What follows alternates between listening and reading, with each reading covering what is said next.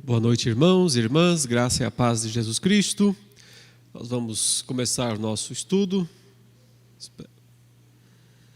Só aguardar os irmãos se sentarem.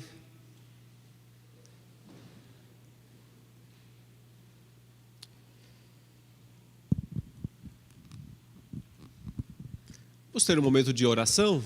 Vamos orar ao Senhor nesta hora, pedindo a bênção dEle sobre nossas vidas, sobre o estudo da Palavra de Deus.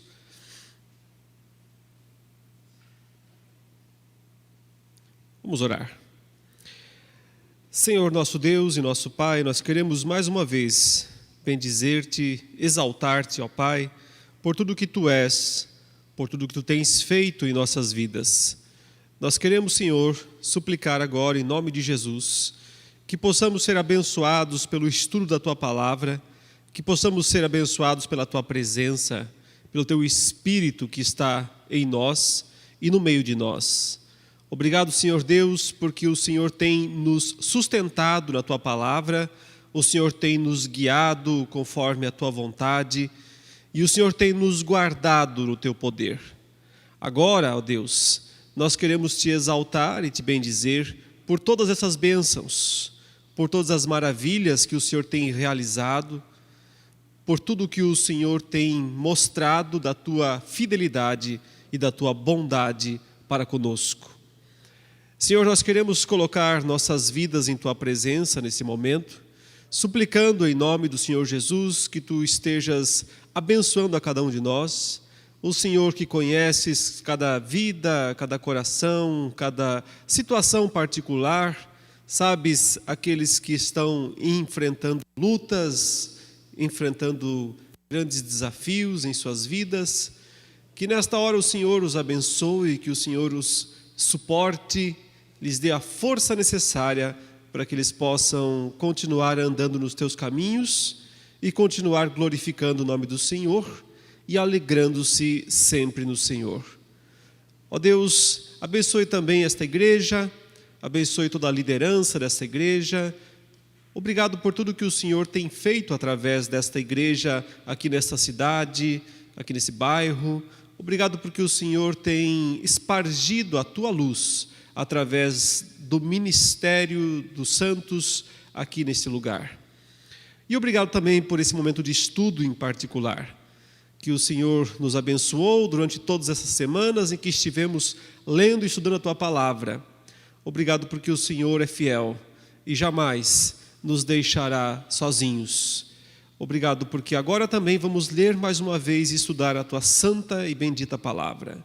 Ajude-nos a entender, compreender e a viver aquilo que está escrito, por amor do Teu nome, para a glória do Teu nome e em nome de Jesus. Amém.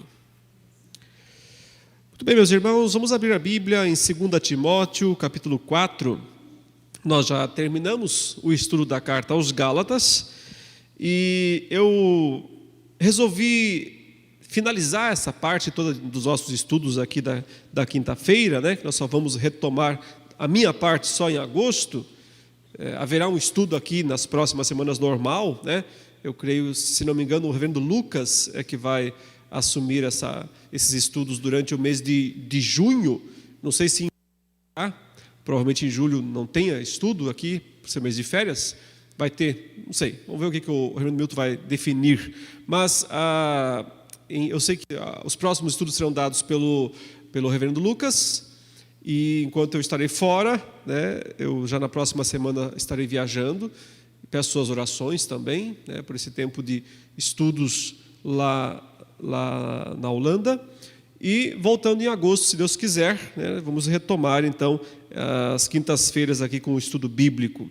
Eu decidi nessa última reunião então estudar um pouco aqui do final da segunda carta de Paulo a Timóteo, no capítulo 4, porque se vocês estão lembrados, né, Gálatas foi uma das primeiras cartas que Paulo escreveu, talvez a primeira. Sempre tem aquela dúvida se foi Gálatas, se foi Tessalonicenses, primeira Tessalonicenses. Essas são as duas mais antigas. Alguns acham que Gálatas é mais antiga, outros acham que é a primeira Tessalonicenses, não sabemos. Mas talvez elas sejam quase gêmeas em termos da época, né, em que foram escritas. Mas agora estamos na última das cartas. Então, 2 Timóteo é a última das cartas. Embora Tito venha na sequência, né, mas Tito foi escrita antes do que 2 Timóteo. Então, será interessante observar um pouco como Paulo estava no final do seu ministério, porque Gálatas nos mostrou muito a respeito da situação em que ele se encontrava no começo do seu ministério, as lutas enfrentadas, né? E como será que como é que ele está no fim da sua vida? Talvez 25 anos depois daqueles primeiros dias, né, em que ele visitou a Galácia, pregou o evangelho naquela região, fundou igrejas, teve a reunião lá em Jerusalém, no concílio, né? Agora aqui estamos no fim do seu ministério, e como será que ele está? Então, ele escrevendo a Timóteo, ele dá alguns conselhos aqui no capítulo 4, e depois no final, que é o que eu quero me deter um pouco mais, ele faz algumas saudações, onde mais uma vez ele traz muitas coisas pessoais, né, à tona. Então a gente pode fazer algumas comparações. Bom, vamos ler o capítulo 4 todo. Conjuro-te perante Deus e Cristo Jesus, que há de julgar vivos e mortos pela sua manifestação e pelo seu reino, prega a palavra, insta, quer seja oportuno, quer não, corrige, repreende, exorta com toda longanimidade e doutrina. Pois haverá tempo em que não suportarão a sã doutrina, pelo contrário, cercar-se-ão de mestres segundo as suas próprias cobiças, como que sentindo coceiras nos ouvidos, e se recusarão a dar ouvidos à verdade, entregando-se às fábulas. Tu, porém, sê sóbrio em todas as coisas, suporta as aflições, faze o trabalho de um evangelista, cumpre cabalmente o teu ministério. Quanto a mim, estou sendo já oferecido por libação, e o tempo da minha partida é chegado. Combati o bom combate, completei a carreira, guardei a fé. Já agora a coroa da justiça me está guardada, a qual o Senhor, reto juiz, me dará naquele dia, e não somente a mim, mas também a todos quantos amam a sua vinda. Procura vir ter comigo depressa, porque Demas, tendo amado o presente século, me abandonou e se foi para a Tessalônica. Crescente foi para a Galácia, Tito para a Dalmácia. Somente Lucas está comigo. Toma contigo Marcos e traze-o, pois me é útil para o ministério. Quanto a Tíquico, mandei-o até Éfeso. Quando vieres, traze a capa que deixei em Troade, em casa de Carpo, bem como os livros, especialmente os pergaminhos. Alexandre, o latoeiro, causou-me muitos males. O Senhor lhe dará a paga segundo as suas obras. Tu guarda-te também dele, porque resistiu fortemente às nossas palavras. Na minha primeira defesa, ninguém foi a meu favor. Antes, todos me abandonaram. Que isto não lhe seja posto em conta. Mas o Senhor me assistiu e me revestiu de forças, para que, por meu intermédio, a pregação fosse plenamente cumprida e todos os gentios a ouvissem, e fui libertado da boca do leão. O Senhor me livrará também de toda obra maligna e me levará salvo para o seu reino celestial. A Ele, glória pelos séculos dos séculos. Amém. Saúda Prisca e Áquila e a casa de Onesíforo. Erasto ficou em Corinto, quanto a Trófimo deixei-o doente em Mileto. Apressa-te a vir antes do inverno. Eúbulo te envia saudações. O mesmo fazem Prudente, Lino, Cláudia e os irmãos todos. O Senhor seja com o teu espírito, a graça seja convosco. Até então, esse último texto, né, da pena do apóstolo Paulo, a última passagem, a última carta que ele escreveu e o último capítulo da última carta. Temos, portanto, esse momento de despedida. A carta de Paulo a Timóteo, a segunda carta de Paulo a Timóteo, tem como principal tema, né, a intenção principal do apóstolo Paulo aqui é encorajar uma espécie de sucessor, Timóteo, que nunca seria, como nós sabemos, um sucessor à altura do que Paulo foi. Ninguém poderia, de fato, substituir Paulo. Paulo não está procurando aqui um sucessor apostólico, né? Uma das coisas que nós aprendemos no Novo Testamento é que não existe sucessão apostólica. Ou seja, os apóstolos foram escolhidos como um grupo fechado. Não tem ninguém mais depois deles. Não tinha essa questão de quando um morresse, se iria lá e se escolheria outro para substituir. Só houve um caso nesse sentido. Apenas um apóstolo foi substituído, Judas. Mas nesse caso, claramente, quando nós lemos Atos, capítulo 1, nós vemos que Judas só foi substituído porque ele foi considerado um não apóstolo, um traidor, um apóstolo falso. E porque também a Escritura tinha profetizado que ele seria o traidor e que ele deveria ser substituído. Esse é o argumento que Pedro usa lá no início do capítulo 1 de Atos, dizendo, olha, a Escritura disse que ele trairia Jesus e que outro deveria tomar o seu encargo. Portanto, essa é a razão exclusiva, né, a exclusividade da substituição de Judas. Quando os outros apóstolos foram morrendo, o Senhor não promoveu substituições. Então, o que Paulo está buscando aqui não é um novo apóstolo para substituí-lo. Ele está apenas querendo que Timóteo, como um de seus discípulos, assuma o papel de continuar a pregação. Paulo não está vendo em Timóteo o único substituto. Não, ele também vê Tito como alguém assim. Ele também vê vários desses nomes que ele cita na sequência, Tíquico como alguém assim. E se enganou a respeito de alguns, né? Que ele também pensava que poderiam ser continuadores, sucessores do trabalho. Notem, então, não sucessores do ministério apostólico, não há, esse tipo de sucessão não há, mas continuadores, sucessores no sentido de continuadores da pregação do Evangelho. Então, Timóteo é um desses jovens promissores que Paulo está vendo como alguém que poderia levar adiante, em parte, né, cumprir parcialmente a obra da pregação. Ele é pastor naquela que talvez seja a mais importante das igrejas do mundo daqueles dias, Éfeso. Pastor em Éfeso. Éfeso, a mesma igreja que mais tarde será também alvo, né, principal de João, quando ele escreverá o Apocalipse.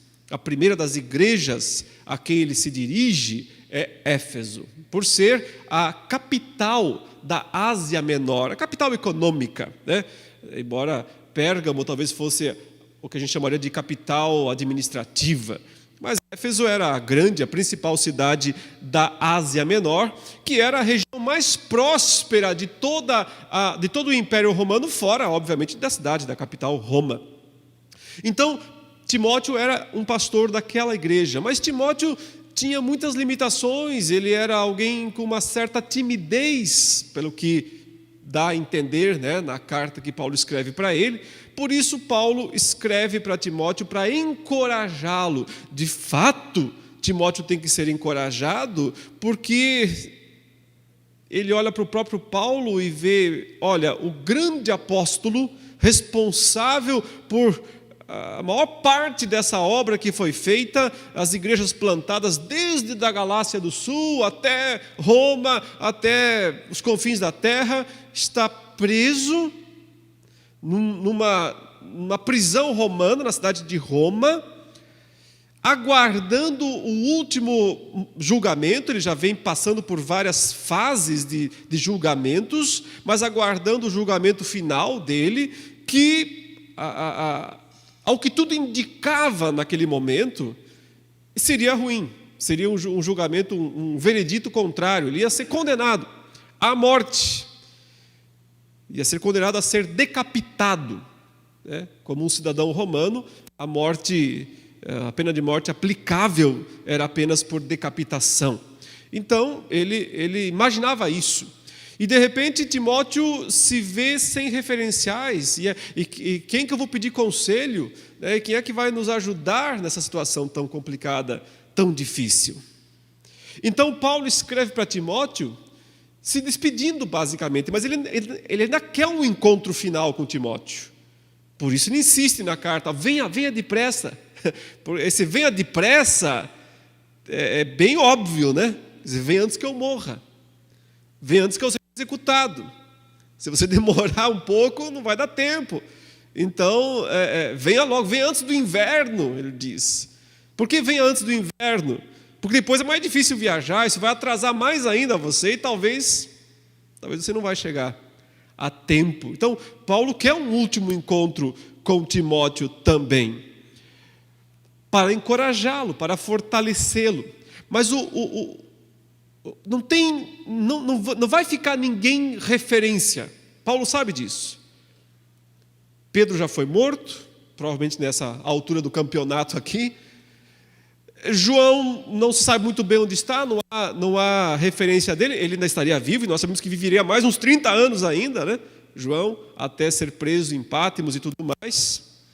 Mas Paulo, então, escreve para Timóteo algo de suprema importância.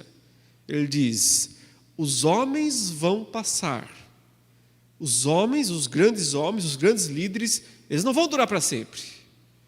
Eles vão passar. Mas tem algo que permanece para vocês. Tem algo. Vocês não vão ficar sem referenciais.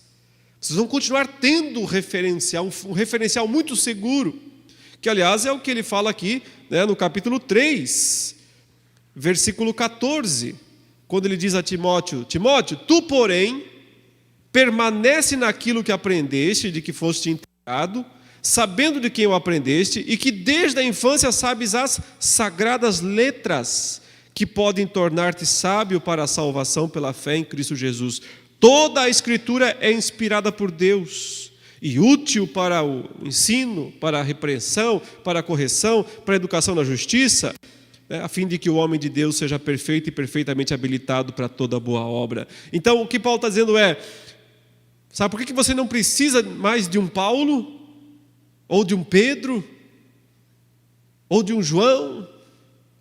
Porque você tem as Escrituras.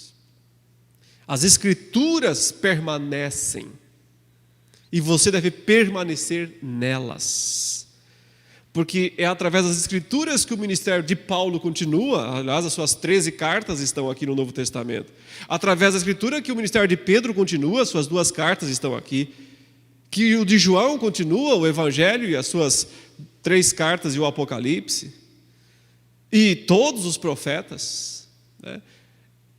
E o próprio Cristo, que é, na verdade, a grande revelação de todos esses livros, o grande conteúdo revelacional de todos esses livros.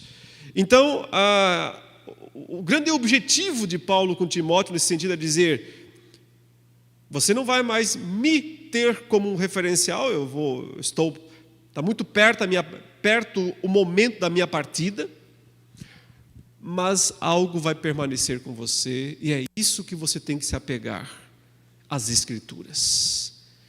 E então Paulo admoesta Timóteo a pregar a Escritura, né? Por isso que o texto que nós lemos, ele faz essa conjuração, né? Conjuro-te perante Deus e Cristo Jesus, que há de julgar vivos e mortos pela sua manifestação, pelo seu reino, prega a palavra.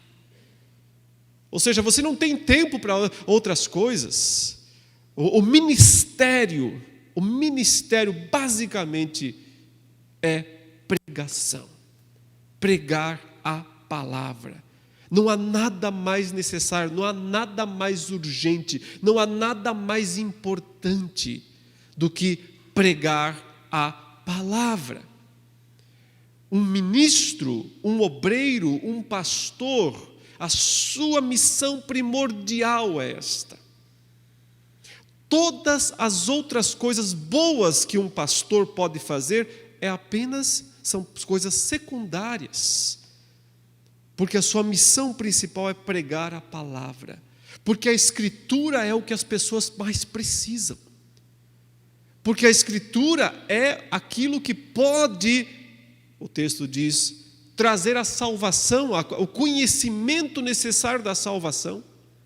Porque a Escritura é a única coisa que pode repreender, corrigir, exortar, consolar. Precisa de repreensão? Prega a palavra. O seu rebanho precisa de correção? Prega a palavra, ele está dizendo. Precisa de aconselhamento? Prega a palavra. Precisa de educação, no sentido de crescimento? Prega a palavra. É a palavra que tem o poder de transformar as pessoas. Não é a habilidade, o tato do ministro por si só. Essas coisas podem ser úteis em algum sentido, mas o ponto principal é que a grande missão que Deus legou aos seus servos, ministros, é pregar a palavra. Por isso, Paulo, esse é o último conselho que ele está dando para Timóteo, antes da sua morte. Portanto, é a coisa mais importante que ele pode falar, a mais necessária. Timóteo, prega a palavra. Preparado, ele diz, inclusive para a reação contrária. Porque ele diz aí no versículo 2, prega a palavra, insta, quer seja oportuno, quer não. Ou seja, quer as pessoas gostem, quer as pessoas não gostem. Quer as pessoas reconheçam o seu trabalho de pregação, quer elas não reconheçam, não importa. A sua função não é agradar a audiência. A sua função é ser fiel para com Deus. É anunciar a palavra. Mesmo sabendo, ele diz aí, que a grande maioria das pessoas não quer isso. Que a grande maioria dos crentes não quer isso. Ele diz, pois haverá tempo em que não suportarão a sã doutrina. Que palavra forte, né? A ideia é, não aguentam isso. Não aguentarão escutar ensinos doutrinários. Cada vez mais, né, no mundo que nós vivemos fragmentado, no mundo, eu diria, no mundo do Facebook, no mundo do Twitter, dessas mídias sociais, em que se você escrever um texto de 10 linhas, ninguém lê, porque tudo passa muito rápido na frente das pessoas, e as pessoas só se concentram em imagens, só se são imagens chamativas, inclusive. É a saturação da mídia, resultado aí, né, da proliferação da mídia no século XXI, que tem seus aspectos positivos também, é verdade. Nem tudo, né, tudo é só negativo, mas o ponto é que comunicar, pregar a palavra com conteúdo e com consistência não é atrativo. Não atende às expectativas das pessoas. Elas querem alguma coisa mais visual. Ninguém para meia hora para escutar alguma coisa. Que dirá 40 minutos ou uma hora, isso é uma tortura para muitas pessoas. No máximo 2 minutos e meio, 3, e olha lá. Mas o que se pode ensinar com 2 minutos, com 3 minutos? Que tipo de conteúdo, que tipo de ensino? Então, o que Paulo já dizia naqueles dias é ainda mais realidade nos nossos. Não suportarão a sã doutrina, não terão paciência, não aguentarão. E vão atrás de opções. O texto diz: cercar-se-ão de mestres, segundo as suas próprias cobiças, como que sentindo coceira nos ouvidos, né? Uma expressão bem interessante, ele diz, elas têm coceira no ouvido. O que é coceira no ouvido? Elas querem, ouvido inquieto. Não consegue parar e escutar alguma coisa, não consegue. Escuta um pouquinho daqui, um pouquinho dali, um pouquinho de lá, um pouquinho de lá. Não consegue se concentrar em nada. E essa é a nossa realidade atual. As pessoas não se concentram em nada. Porque as pessoas estão ao tempo todo distraídas por uma confusão de vozes e sons. Paulo sabe que essas coisas vão acontecer. Ele está dizendo, isso vai acontecer. E ele está dizendo, Timóteo, você não tem que se adaptar aos novos tempos. Você tem que continuar pregando a palavra. Quer te ouçam, quer não. Você continua pregando a palavra. Eles se recusarão a dar ouvidos à verdade, entregando-se às fábulas. Sabe o que é fábula? A ideia de fábula aqui, né, é uma ficção mesmo. Uma ficção, uma história ficcional. As pessoas preferem ser iludidas por um falso evangelho. Essa é a ideia. Elas preferem um falso evangelho que as iluda de alguma maneira, que as distrai, elas querem ser distraídas. É o que elas querem. O que elas não querem é ouvir o que o verdadeiro evangelho tem a dizer. Porque o que o verdadeiro evangelho tem a dizer não é agradável aos ouvidos. Não é agradável aos ouvidos. O verdadeiro evangelho, num primeiro momento, ele é muito desagradável. Num segundo, ele é agradável também, entendam. Ele é desagradável no começo, porque ele fala dos nossos pecados. Mas depois fala de perdão. E fala de reconciliação. Então, existe, obviamente, a parte doce, né? João, inclusive, quando Jesus deu a ele um livrinho em Apocalipse, ele disse, vai ser doce nos seus lábios, amargo no seu estômago. Há uma parte doce, mas há uma parte amarga também. A mensagem de Deus sempre traz essas duas coisas juntamente. O doce e o amargo. Mas as pessoas só querem o doce. Só o doce da história. Mas não tem como pegar só o doce. O amargo também faz parte disto. Então o que você faz? Ele diz, Paulo a Timóteo, tu porém sê sóbrio em todas as coisas, suporta as aflições, faze o trabalho de um evangelista, cumpre cabalmente o teu ministério. Sóbrio quer dizer, literalmente, né? Calmo, sereno, aguenta. Encare com serenidade isso que está acontecendo. Não se desespere ao ver, porque eu estou dizendo para você que vai ser assim, então a Bíblia está dizendo, vai ser assim. Encare isso com serenidade, com sobriedade, não se deixe levar pelo turbilhão, não se deixe levar pelas pressões. O mundo sempre tenta moldar os pregadores ao seu gosto. E o que Timóteo está dizendo aqui, o que Paulo está dizendo aqui a Timóteo é, não se deixe moldar pelo gosto das pessoas. Fique firme, fique sóbrio, suporta as aflições, né? A ideia é você, para continuar pregando a palavra, você vai ter que aguentar as consequências disso. Interessante que Paulo usa um termo grego aqui, bem sugestivo, uma junção de duas palavras, né? A palavra kakó, que é mal, e patel, que é sofrimento. Então a ideia é o sofrimento do pior tipo, da pior espécie, aflições. Suporta as aflições. Faz o trabalho de um evangelista, quer dizer, continue pregando o evangelho. As pessoas não querem o evangelho, elas querem outras coisas, mas você continue pregando o evangelho.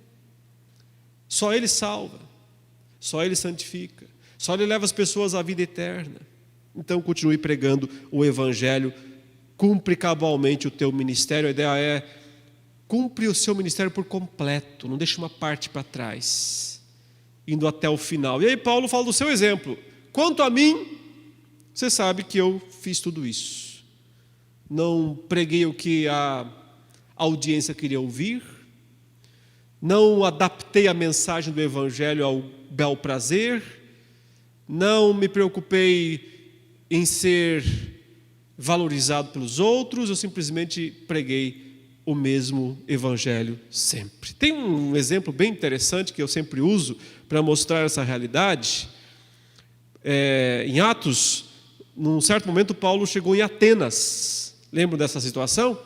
Ele estava meio que fugindo justamente daqueles problemas enfrentados na Galácia, e ele se refugiou por um dia ou dois, não sabemos quantos dias ele ficou lá, em Atenas, e lá ele viu todos aqueles ídolos, né? Foi passando e vendo aquelas estátuas, cheias de estátuas, ao Deus desconhecido tinha uma estátua lá.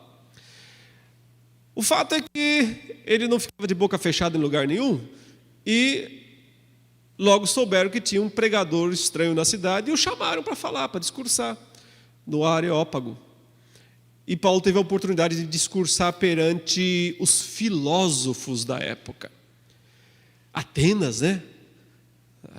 O berço da filosofia, a cidade da filosofia, a capital da Grécia, onde já viveram tantos filósofos, os famosos, né, passados, Sócrates, Platão, Aristóteles, todos eles ali daquela região.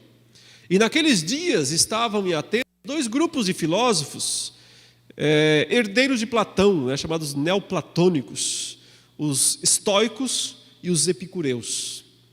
E eles discutiam entre si, né, para saber qual era o segredo da vida, o segredo da felicidade. Eles tinham suas opiniões divergentes. Mas existia uma coisa em comum. Eles não acreditavam em ressurreição.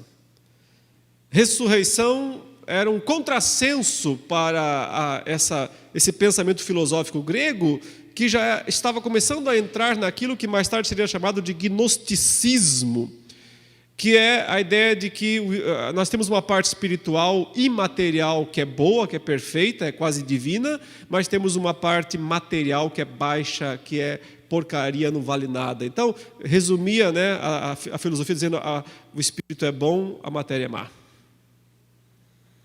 Por isso, ressuscitar é um contrassenso, porque se você já se livrou do corpo, morreu, se livrou do corpo, se livrou do túmulo, eles diziam. O corpo é o túmulo da alma. Agora que você morreu, então o corpo está livre desse peso e a sua alma pode ir para os lugares perfeitos. Então, voltar ao corpo seria um contrassenso, um retrocesso. Paulo foi pregar para esses caras e a gente começa ali dizendo, será que ele vai mencionar a ressurreição para esses caras? E é muito simples, se ele quisesse ser bem avaliado ali, ele não podia falar da ressurreição. Você lê Atos 17, ele vai falando, começa até simpático com eles. Em tudo vos vejo muito religiosos.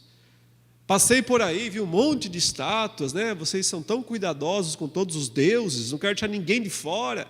Vi até mesmo um aí que vocês disseram ao Deus desconhecido, né? Então, eu vim falar sobre esse aí para vocês, que vocês não conhecem. Ele não precisa de templo, porque foi Ele que fez o céu, o mar, a terra. Ele começa de uma maneira até agradável, né, para os filósofos. Mas ele continua o discurso, num certo momento ele começa a falar de Cristo que se encarnou, o Filho de Deus. Aí já começam a ficar meio... não muito... Os filósofos começaram a se mexer nos bancos já, né? Tipo, Deus se encarnando, esquisito. Mas tá bom, tem o Aquiles, tem o Hércules, semideuses. Então, vamos ver mais um pouquinho esse cara aí. E tal, e Jesus Cristo, e Ele morreu para salvar os pecados, não sei o que lá, e ressuscitou. Quando Paulo diz, e Ele ressuscitou dos mortos, do que eu sou testemunha e tal, eles cortam o microfone dele. Não tinha microfone na época, mas exatamente, interromperam. Tá bom, não, por hoje chega. Sobre isso te ouviremos no outro dia. Essa é a expressão. A ideia de, volta outro dia, igual se faz com o vendedor que você não quer comprar nada, né? Você fala, volta outro dia. Da mesma maneira, os filósofos disseram para Paulo. Então, sobre isso aí, de ressurreição, essa conversa que você falou aí, outro dia, tá? Hoje está muito tarde, a gente está cansado, vamos embora. Então, o ponto é, Paulo não negociava a mensagem do Evangelho, não importa se ele estava entre a alta... academia daqueles dias, ou se ele estava falando lá com os atrasados agricultores da Galácia. Para uns e para outros, o Evangelho era o mesmo. A mensagem era a mesma. Porque o Evangelho, Paulo fala aos Romanos, no capítulo 1, verso 16, é o poder de Deus para a salvação de todo aquele que crê. Não importa se ele é grego, se ele é judeu, se ele é rico, se ele é pobre, se ele é PhD... ou não tem o primário, não importa. O Evangelho é o poder de Deus para salvar qualquer um que crê. E o que ele está dizendo aqui é exatamente isso. Olha, eu cumpri isso. Eu mantive a mensagem intocada, eu não negociei os valores do Evangelho. E agora chegou a minha vez de ser sacrificado, ele fala aqui, verso 6. Quanto a mim, estou sendo já oferecido por libação. Sabe o que é libação? Como se fosse uma oferta em cima da outra.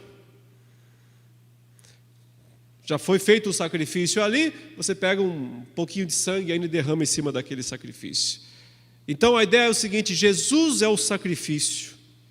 E Paulo fala, eu agora vou ser morto, e o meu sacrifício vai ser mais umas gotinhas de sangue ali, não redentivas, entende? O ponto que ele quer dizer é, eu terei a honra de seguir o mesmo caminho daquele que me chamou. Vou ser oferecido como libação. O tempo da minha partida é chegado. O que eu posso dizer da minha vida? Ele diz, 3 coisas. 3 coisas resumem a minha vida. Briguei muito, né? Combati o bom combate. Não briguei à toa. Não briguei por coisas inúteis. Não perdi tempo com batalhas perdidas e inúteis. Combati o que vale a pena. O combate verdadeiro, o bom combate, esse eu briguei. Esse é o famoso lá, né? Um touro para não entrar e uma boiada para não sair. Esse eu entrei para valer, né? Combati o bom combate. Completei a carreira. A ideia é, fui até o fim. Que é interessante que ele muda de figura. Primeiro luta, né? Combati, briguei. O bom combate. Mas não adianta lutar e abandonar no meio. Então ele fala, completei a carreira, muda para corrida, maratona. Ou seja, não é uma corridinha de 100 metros. Completei a carreira. Cheguei ao final dessa corrida, dessa maratona. E o mais importante de todos é, não perdi a fé.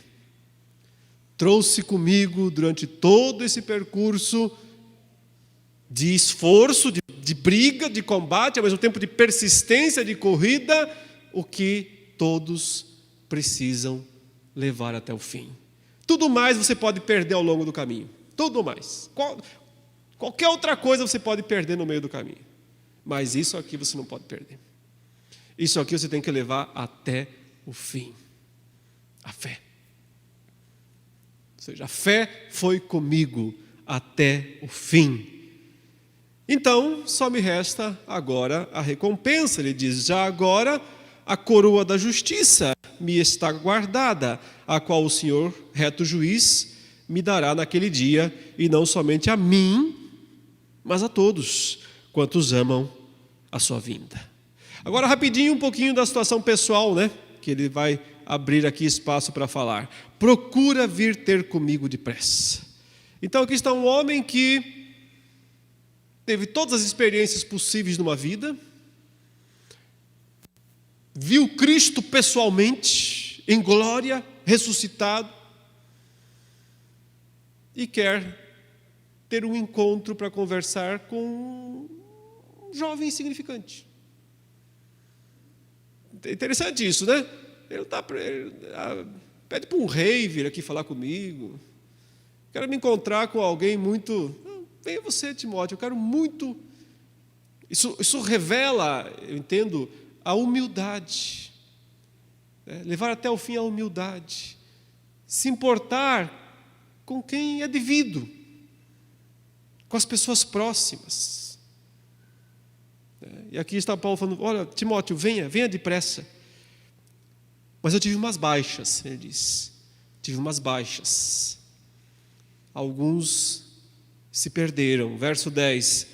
Porque Demas, tendo amado o presente século, me abandonou e se foi para Tessalônica.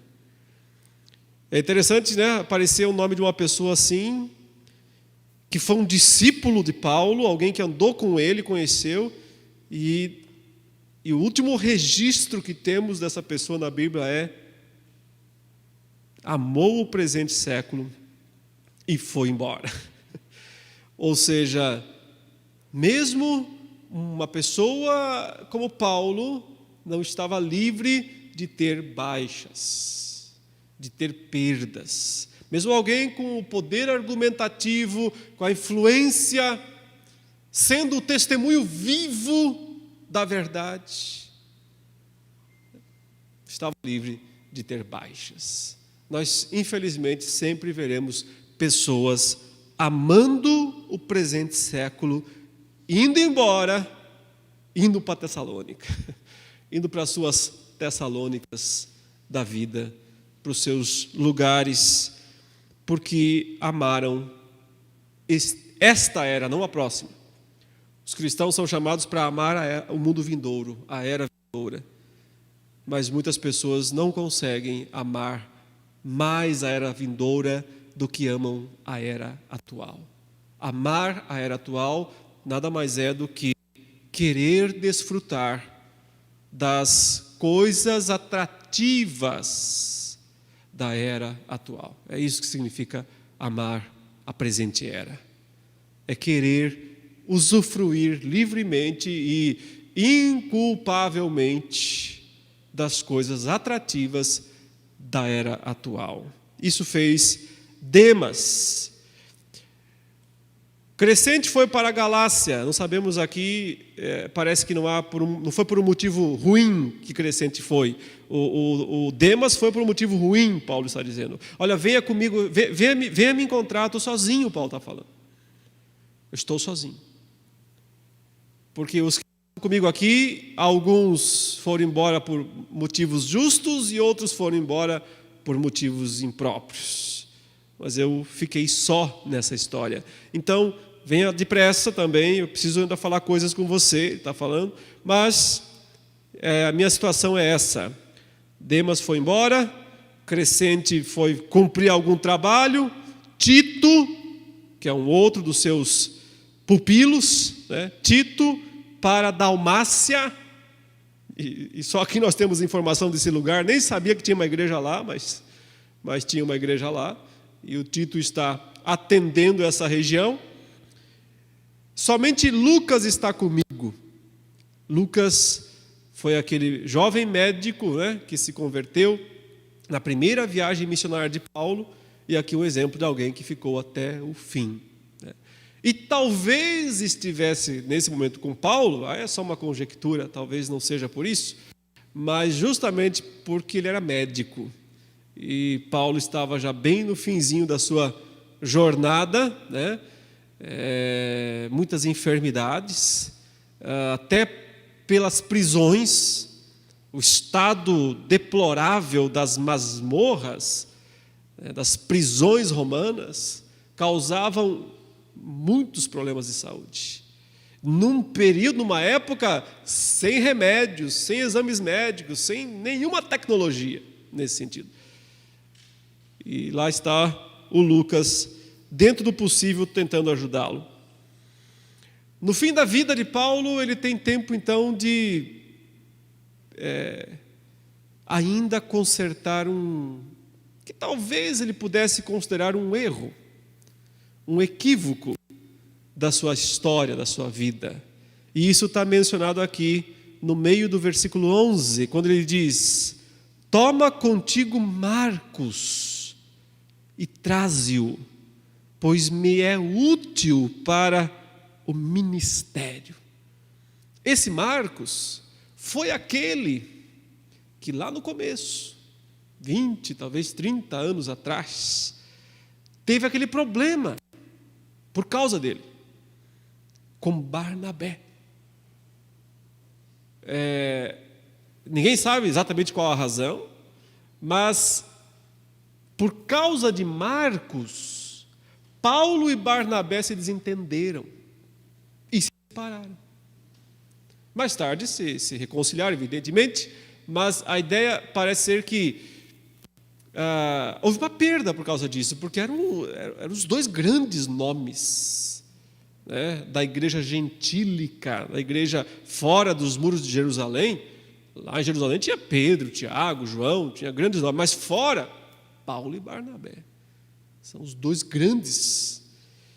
E um jovem chamado Marcos, que nesse sentido não era ninguém, foi o motivo, provavelmente, da separação entre Paulo e Barnabé. E o problema parece ter sido Paulo, porque Barnabé queria levar Marcos junto, e Paulo não queria levá-lo. Ou seja, provavelmente naquele período, e isso mostra que todos erram, especialmente nas avaliações que fazem dos outros, Paulo achasse que Marcos não era um bom investimento. Talvez ele pensasse que Demas fosse. Não é interessante isso? Talvez ele pensasse que Demas fosse um investimento mais interessante do que Marcos. É claro que os dois não são mencionados juntos, então isso é só uma mera suposição. Mas ao final da história nós temos aqui Demas amou o presente século e foi para Tessalônica, e Paulo diz: Timóteo, traz o Marcos, traze com você, pois me é útil para o ministério. Talvez ele estivesse dizendo: vamos consertar um erro antigo, um problema antigo. Grandes homens de Deus se arrependem quando erram e consertam. Não adianta insistir no erro por orgulho, para não ter que admitir que errou lá atrás. Muitas das pessoas elas insistem no erro para não ter que admitir lá atrás. E aqui, Paulo tem tempo ainda, provavelmente, de consertar essa situação. Ele me é útil para o ministério. Quanto a Tíquico, mandei-o a Éfeso. É um outro ponto interessante, porque ele precisaria muito de Tíquico com ele, nesse período, nesse momento. Mas Éfeso precisava mais. Então ele diz: mandei-o para Éfeso. Agora umas coisas bem pessoais. Verso 13. Quando vieres, você vai vir, Então, quando vieres, traze a capa que deixei em Troade.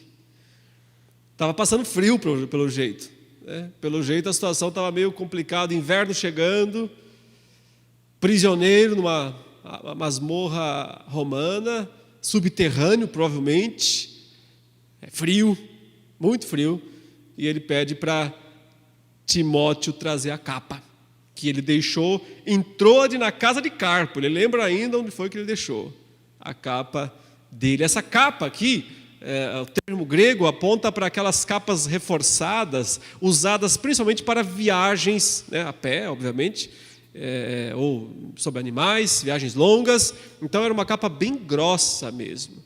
É quase que você pensa que Paulo está pensando em viajar, né? Trazer a capa, mas acho que não é para viagem, acho que ele está querendo se abrigar um pouco do frio do inverno que está chegando. E pede mais umas coisas bem inusitadas aqui, bem como os livros, especialmente os pergaminhos. Você pergunta, não estudou que chega ainda não? Depois de toda... Olha só, ele está escrevendo 2 Timóteo agora. Ele já escreveu mais da metade do Novo Testamento sozinho. Ele ainda quer escrever mais?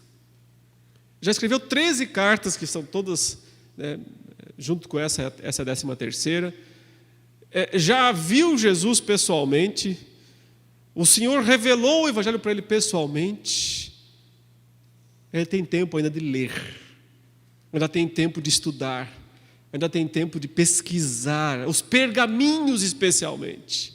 Provavelmente aqui pergaminhos são os pergaminhos do Antigo Testamento, os textos originais ele quer. Não quer tradução não, ele quer os textos originais, traga.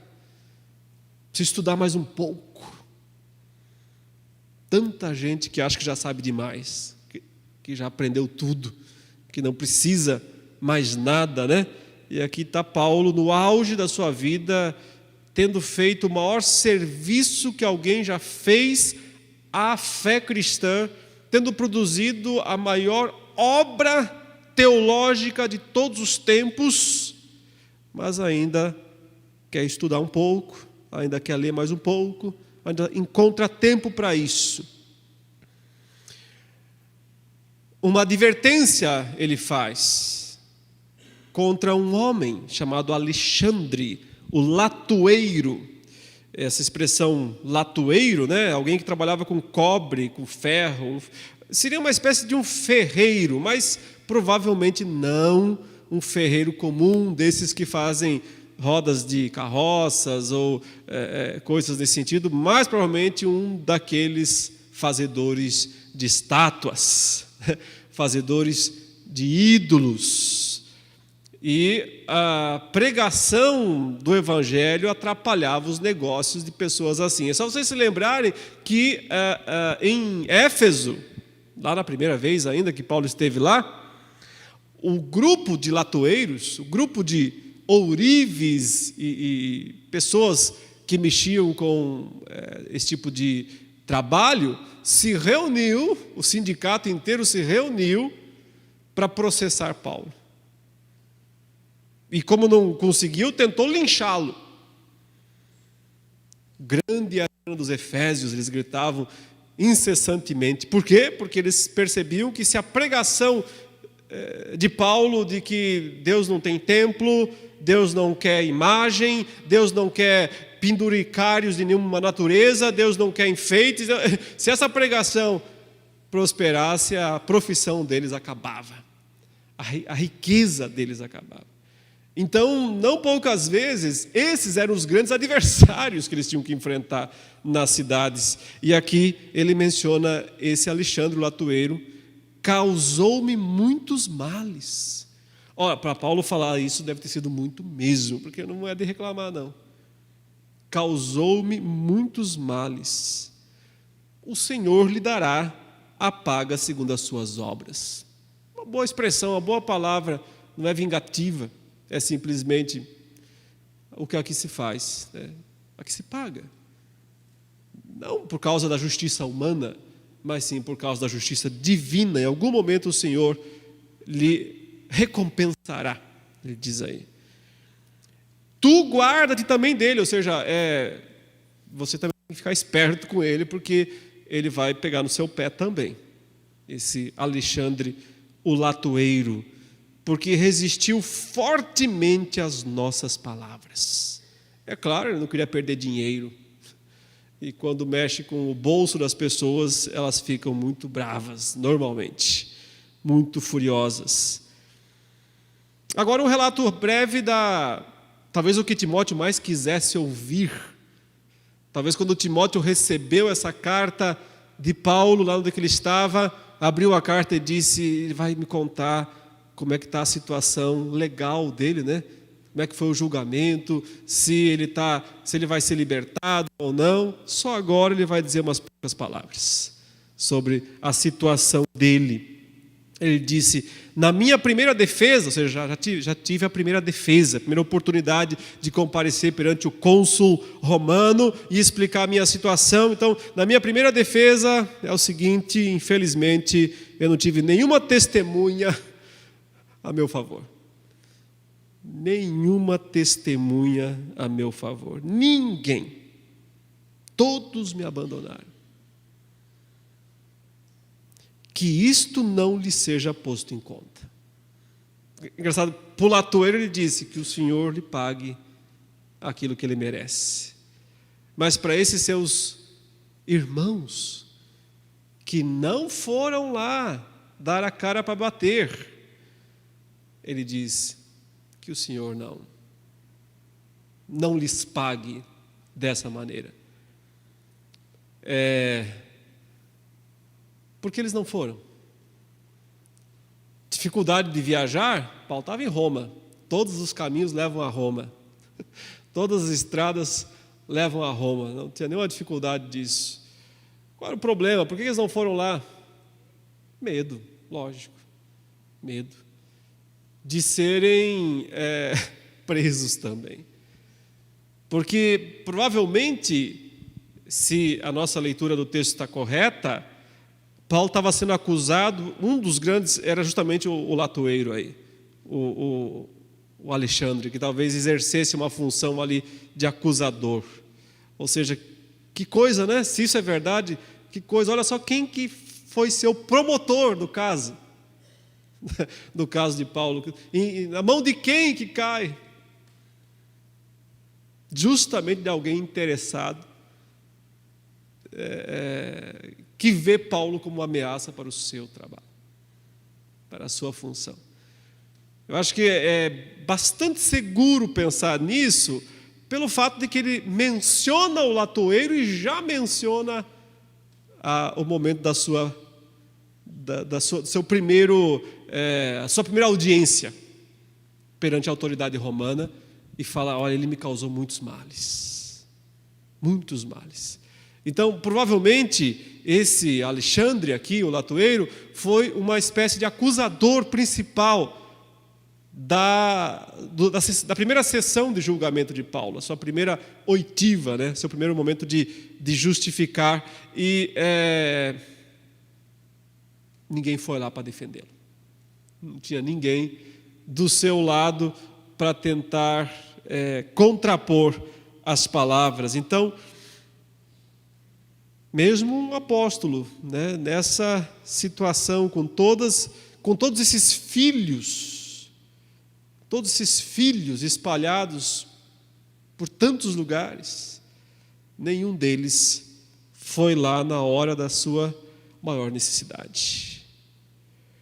Mas Paulo não está falando isso claramente com algum tipo de rancor. Ele diz, é compreensível. É compreensível, eles estão pensando neles mesmos, estão tentando salvar a pele deles. É compreensível. Que o Senhor não os discipline por isso, Paulo diz. Mas o Senhor me assistiu. Então ele diz, quando eu estou sozinho, totalmente abandonado, eu percebo que eu não estou totalmente abandonado. E às vezes na vida é preciso ser abandonado totalmente por aqueles que poderiam fazer alguma coisa, para que a nossa confiança em última instância não esteja nas pessoas, não esteja em quem pode nos ajudar, alguém influente, talvez pudesse aparecer ali em Roma para ajudá-lo, uma figura romana importante que se converteu. Nessa época já havia pessoas das altas esferas romanas que se diziam crentes.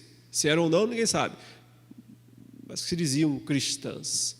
Talvez pudesse aparecer uma grande figura romana lá para ajudar Paulo. Não apareceu. Os seus discípulos mais próximos não tiveram coragem de fazer isso. E Paulo fala: mas o Senhor me assistiu e me revestiu de forças para que, por meu intermédio, a pregação fosse plenamente cumprida e todos os gentios a ouvissem. Então ele disse: bom, eu aproveitei então a minha defesa para evangelizar eles lá. Aproveitei aquele momento de defesa para falar de Jesus para eles. Me condenei por causa disso, provavelmente, eu deve estar pensando, mas minha última chance, né, de falar para pessoas tão importantes, tão nobres. Eu estava falando para os soldados agora há pouco, lá na masmorra também, mas agora, quando eu fui lá no pretório, lá no lugar dos grandões, eu aproveitei e falei para eles também, porque o meu objetivo é que o evangelho seja pregado a todos, né, todos. Então, foi útil por causa disso. E fui libertado da boca do leão. Ninguém sabe o que ele quer dizer com isso. Talvez o sentido é que ele poderia já ter sido ali mesmo condenado e morto. Mas, pelo fato de estar escrevendo a carta, a sentença não saiu naquele momento. Ele diz: bom, já tive uma vitória. Não fui morto. Não fui condenado. O Senhor me livrará também de toda obra maligna.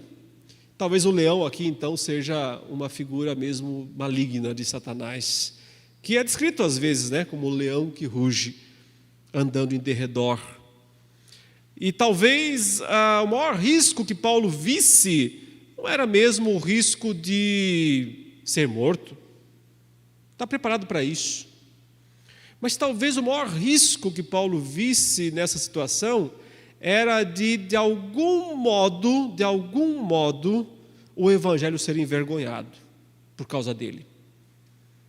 Porque se de fato ele fosse achado nas suas palavras, no que ele dissesse, na argumentação, alguma coisa que pudesse sustentar uma condenação moral contra ele, isso prejudicaria o evangelho. Sim, prejudicaria a mensagem. Então, ele diz: o Senhor fechou a boca do leão. E eu fui livre e serei de todas as artimanhas malignas. Ou seja, não são só homens que estão aí querendo me devorar, mas também tem muita coisa maligna à minha volta. Mas o Senhor me livrará de tudo isso e me levará salvo para o seu reino celestial. Paulo vê aqui o período da sua partida como mártir, que ele vai ser, que ele vai morrer, como a entrada no reino celestial. Ele aguarda a ressurreição dos mortos. Isso não é reino celestial, a ressurreição dos mortos é o mundo vindouro. Mas enquanto alguém morre e não ressuscita, Paulo diz: estarei já num reino celestial. Aquilo que ele entende ser o lugar para onde ele vai. Sua alma irá até o dia da ressurreição, já experimentar o reino celestial. Em Apocalipse 24, capítulo 20, verso 4, João vê as almas dos que morreram, dos mártires, e diz que elas vivem e reinam com Cristo. Vivem e reinam com Cristo. Parece que é isso que Paulo está falando aqui, deste reinar, desse lugar nos céus, onde os mártires reinam com Cristo. A Ele seja a glória pelos séculos dos séculos. E algumas saudações finais. Saúda Prisca e Áquila e a casa de Onesíforo. Essa Prisca aqui é uma contração, uma abreviação de Priscila. Priscila é a esposa desse segundo aqui, que é o Áquila. E curiosamente sempre ela aparece primeiro, nas saudações, o que não é comum. Normalmente aparece o nome do homem e depois da mulher, mas aqui normalmente ela sempre está primeiro, ninguém sabe por quê. e a casa de Onesíforo, que também provavelmente foi alguém que hospedou Paulo. Erasto ficou em Corinto, ele começa a explicar para Timóteo mais alguns que ele esqueceu de falar antes, ou que não deu tempo. Quanto a Trófimo, deixei o doente em Mileto. É uma pessoa enferma aí, né, na comitiva paulina também, que ficou numa outra cidade. Apressa-te a vir antes do inverno. Então, seu último pedido é: não deixa chegar o inverno, que senão você não vem mais. Então, venha logo. Eubulo te envia saudações, provavelmente alguém conhecido de Timóteo, mesmo fazem Prudente, Lino, Cláudia e os irmãos todos. Que nenhum deles foi lá testemunhar por Paulo, mas Paulo manda lembranças deles para Timóteo, mostrando que realmente não estava aborrecido com eles. Devem ser membros da igreja de Roma. Havia uma igreja lá em Roma. Essa igreja é uma igreja pequena ainda nesses dias, mas já existia uma pequena igreja cristã em Roma. E aqui estão alguns deles, né? Prudente, Lino, Cláudia e mais alguns irmãos lá dessa igreja, que Paulo está dizendo que estão mandando saudações, ou que ele está mandando saudações em nome deles. O Senhor seja com o teu espírito, a graça seja convosco. E assim, finda-se, né, a última das cartas do apóstolo Paulo, e nós percebemos ele mantendo o mesmo padrão desde o início, né? O mesmo Paulo de Gálatas é o Paulo de 2 Timóteo. Enérgico com algumas coisas, pela defesa do evangelho, o bom combate pelo qual ele briga, mas ao mesmo tempo amoroso e extremamente condescendente com as fraquezas dos irmãos, principalmente naquilo que diz respeito ao que os irmãos não podem fazer por ele. Então, não é uma pessoa exigente que está ali dizendo: depois de tudo que eu fiz por vocês, né? Depois de tudo que eu fiz por vocês, é assim que vocês me tratam. Muitas vezes isso acontece com homens de Deus, inclusive, né? Que por terem feito grandes obras, no final da vida não recebem muitas vezes o tratamento que gostariam de ter, então ficam amargos e se lamentam exageradamente por isso. Paulo aqui está dizendo nada disso, ou seja, está mais do que claro que não lhe deram o tratamento que ele merecia pelo seu trabalho, pela sua obra, pela sua função. Está tudo certo, tudo certo. Que o Senhor não culpe ninguém por isso.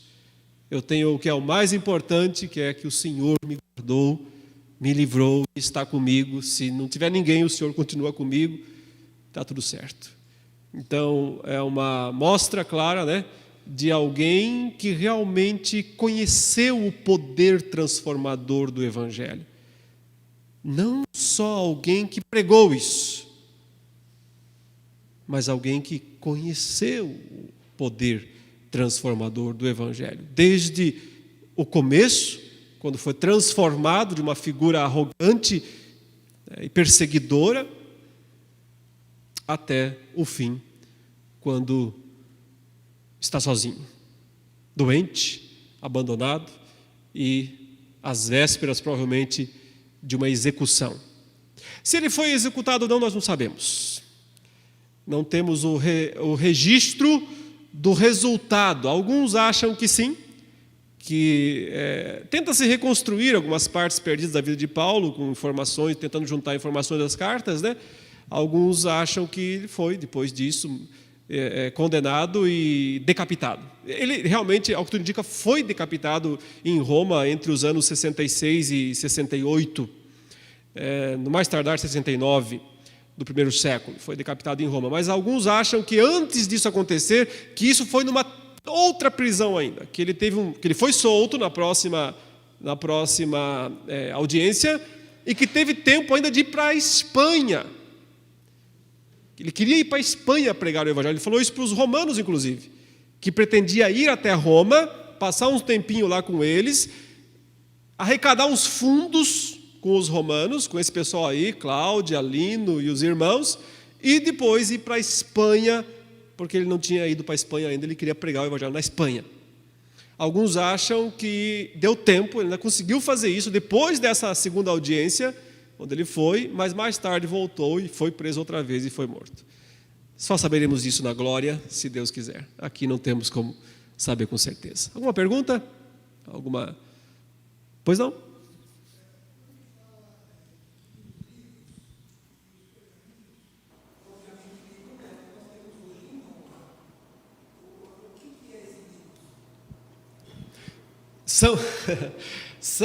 São tipo pergaminhos também, rolos. Livros escritos, como hoje, não livros com folhas, né? Mas livros pergaminhos. Tem muitos fragmentos de materiais assim preservados. Então, alguns poderia ser livros de cultura geral, de situações de história. Paulo era um estudioso, então ele conhecia poetas gregos, talvez fosse algo nesse sentido. Poderiam também ser livros de teologia, então, dos rabinos, de outros cristãos que escreveram. Só sabemos que eles devem ser diferentes dos pergaminhos, porque esses realmente eram os textos bíblicos. Os textos bíblicos. Parece que ele está pedindo livros genéricos, mas que Timóteo sabe quais são, porque ele não precisa dizer quais são. Então Timóteo sabe que tem um grupo de livros lá que ele deixou num certo lugar, ele vai lá e vai pegar. Especialmente os pergaminhos. Então ele fala, se não puder trazer, mas pelo menos traga os pergaminhos. Então os pergaminhos não podem faltar, mas se puder, traga todos os livros que estão lá na casa do fulano. Se não der, traga só os pergaminhos. Então essa é a ideia. Mas exatamente qual era quem eram os autores ou os assuntos desse pergaminho, desses outros livros, nós não sabemos. Não temos informação para reconstruir. Boa noite. Por favor, como fazer naquele caso que o senhor citou, que Paulo estava falando com os filósofos, e a hora que ele, no começo estava indo tudo bem, ele estava falando que interessava, mas a hora que tocou no assunto que não havia interesse, cortaram o microfone dele. Isso.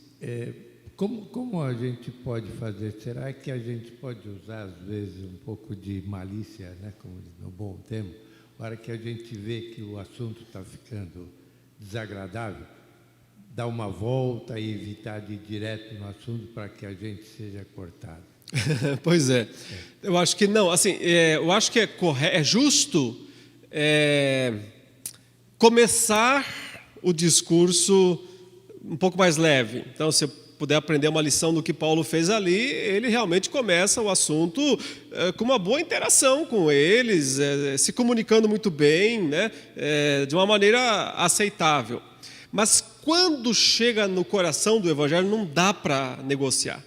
Quando chega no coração do Evangelho, é aquilo e acabou. Não interessa se vai ser agradável ou não. Por quê? Porque a nossa preocupação não é resultado. A nossa preocupação é fidelidade. O que se requer dos obreiros é que eles sejam fiéis, não que eles deem resultado. O resultado é de Deus. O Senhor é que sabe. E neste caso, olha só o que aconteceu, só para finalizar a história. Mandaram ele embora, né? Acabou, já chega, falou demais por hoje. Mas o texto relata na sequência que Dionísio, o Areopagita, se converteu. Damaris e outras mulheres importantes da alta sociedade ateniense que estavam lá ouvindo, se converteram. Então, os filósofos ali não. Para quem ele estava discursando, não, eles não se converteram. Eles não podiam abrir mão do seu pressuposto filosófico para aceitar a pregação. Mas tinha gente lá atrás que não era o alvo primordial da pregação de Paulo, não, mas era o alvo primordial da pregação do Espírito. E o Espírito alcançou e surge uma igreja ali com essas pessoas, né, derivadas da pregação de Paulo ali. E é curioso que o Areopagita, quer dizer, o administrador do Areópago se converteu, aquele que estava ali sempre ouvindo os filósofos, as bobagens que os filósofos diziam, né? E justamente foi a pessoa que se converteu. Então isso é suficiente para nós entendermos que o que se requer dos obreiros é que sejam fiéis. Prega a palavra, insta, quer seja oportuno, quer não, quer queiram, quer não queiram, quer gostem, quer não gostem. Prega a palavra. O Senhor dá os resultados conforme Ele quer. Da forma mais inusitada às vezes, da forma menos esperada, alcança as pessoas que Ele quer, na hora que Ele quer, como Ele quer. Em Filipos tinha um carcereiro para ser salvo. Como é que você prega a palavra para um carcereiro? Sendo preso. Uma boa forma, de pregar a palavra para um carcereiro. E foi o modo como... veja que em Filipos, duas pessoas muito emblemáticas se convertem. Lídia e o carcereiro. Lídia, dá para dizer que foi uma estratégia de ação evangelística de Paulo. Ele chegou em Filipos e disse assim: e agora? Onde é que eu prego aqui? Alguém sabe onde é que os judeus se reúnem para orar? Alguém falou: tem um riozinho ali embaixo, assim se reúne. Ele vai exatamente onde está um grupo de mulheres judias, fazendo oração. Então foi uma estratégia de ação. Ele vai lá, fala: eu sou judeu, sou um rabino, vocês querem que eu fale, explique a escritura para vocês? Ah, sim, claro. Ele prega, o Senhor abre o coração, Lídia atende as palavras, se converte, é batizada, ela toda a sua casa. Estratégia bem feita, Deu certo o planejamento estratégico de Paulo em Filipos. Mas que planejamento se faz para salvar um carcereiro? Paulo não fez esse planejamento. Ele expulsou o demônio de uma pitonisa, uma adivinhadora. Os seus donos, ela era uma escrava, o denunciaram e ele foi preso. À meia-noite, ele e Silas estão cantando louvores na prisão. O terremoto e a conversão do carcereiro. Então, Deus age dessas formas, Às vezes da forma até óbvia. Às vezes da forma mais extraordinária e inusitada possível. Mas em todos os casos, o que se requer do pregador é fidelidade. Prega a palavra. Não podemos abrir mão da palavra, do evangelho, que não pode ser adulterado, que não pode ser acrescido nem diminuído de nada. Amém, meus irmãos. Vamos orar então e encerrarmos o nosso estudo. Obrigado, Senhor, por mais essa noite, que o Senhor nos abençoou com o estudo da Tua Palavra. Ajude-nos a compreender cada dia mais, não só o que está escrito, mas também o que se requer de nós a partir do que está escrito. Ou seja, que sejamos fiéis ao Senhor. Nos ajude a sermos proclamadores da Tua Palavra, instrumentos úteis nas Tuas mãos, para que um dia também possamos dizer: combati o bom combate, completei a carreira, guardei a fé. É o que nós te pedimos em nome de Jesus. Amém. Boa noite, irmãos. Deus abençoe a todos.